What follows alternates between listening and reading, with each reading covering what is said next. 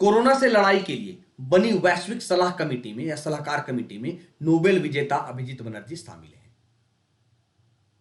शामिल तो कर लिया, क्यों? क्योंकि अभिजीत बनर्जी ने भी सरकार पर सवाल उठाए थे। जो कोरोना से लड़ने की जो रणनीति है सरकार की, उन पर इन्होंने सवाल उठाया था। इसीलिए ममता बनर्जी को लगा चलो मैं अपनी सलाहकार कमेटी में इन्हें शामिल कर लूं। तो क्यों कमेटी बनी ये, इस कमेटी की बात करते हैं थोड़ी सी तह में जाकर।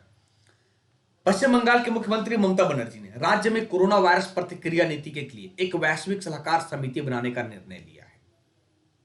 इनका मानना है कि सर हमारी जो इकोनॉमी है बिल्कुल वो धीरे धीरे कंगाली के कगार पर आ रही है, क्योंकि पूरे भारत की इकोनॉमी लॉकडाउन के कारण ना एक्सपोर्ट ना इंपोर्ट कुछ नहीं हो रहा है बच्चों।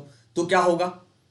इसीलिए एक वैश्विक सलाहकार समिति बनाने का फैसला किया गया ममता बनर्जी के द्वारा और इसमें शामिल किया गया अभिजीत को। तो ममता बनर्जी ने बताया कि नोबेल पुरस्कार विजेता अभिजीत बनर्जी कोविड-19 पर समिति का हिस्सा होंगे। भाई ये जब इकोनॉमिस्ट हैं तो अपने तो आइडियाज देंगे ही।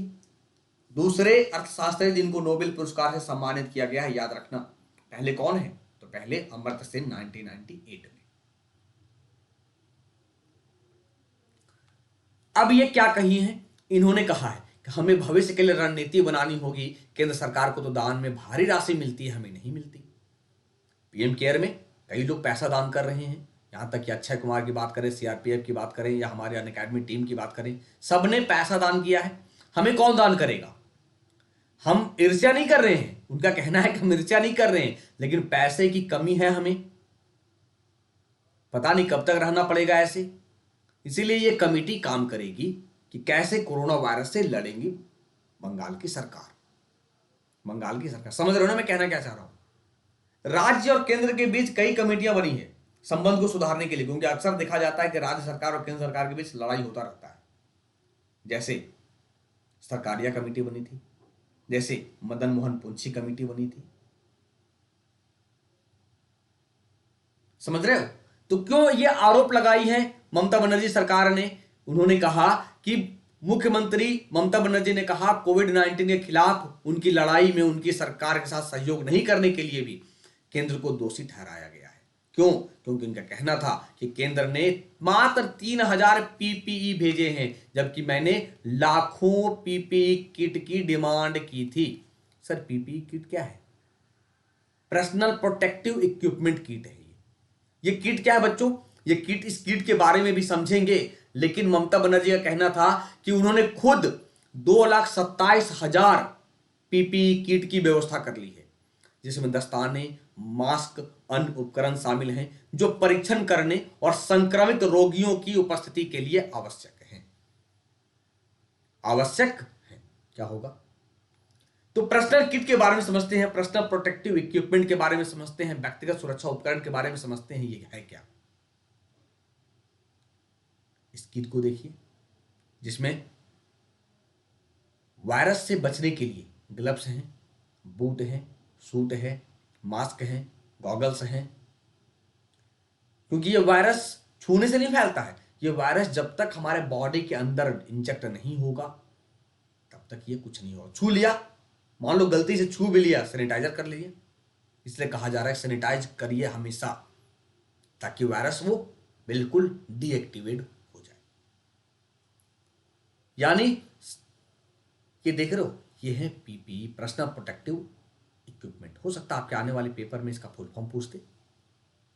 तो सर व्यक्तिगत सुरक्षा उपकरण सुरक्षात्मक कपड़े, हेलमेट, काले चश्मे, अन्य वस्त्र या उपकरण हैं जो पहनने वाले के शरीर को चोट या संक्रमण से बचाने के लिए डिजाइन किए गए।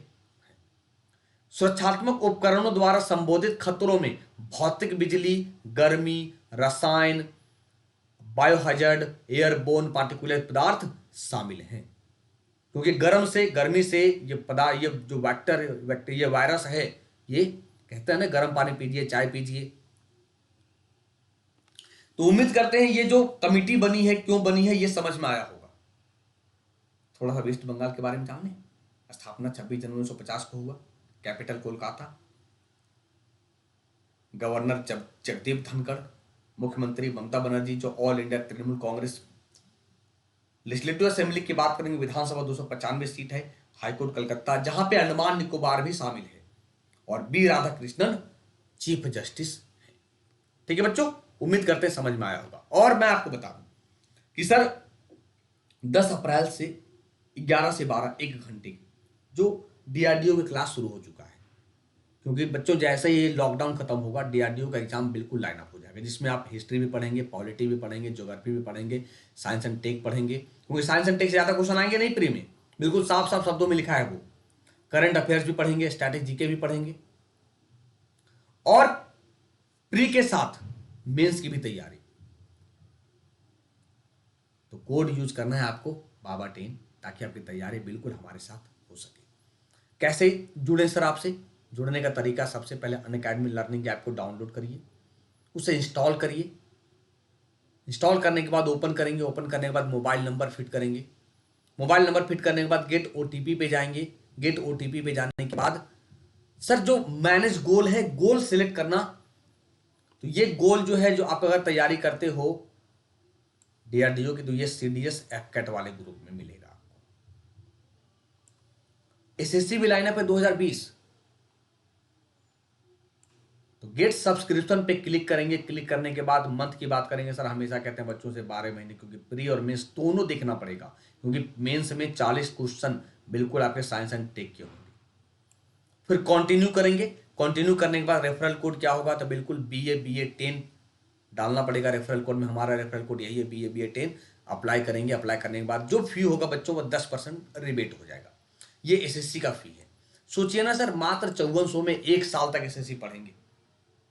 जो मैं पढ़ाऊंगा, चाहे वो जेई का जीएस हो, चाहे CHSL हो, MTS हो, CGL हो, साथ ही साथ इंग्लिश, मैथ, रीजनिंग, सब कुछ देखेंगे 1 साल तक।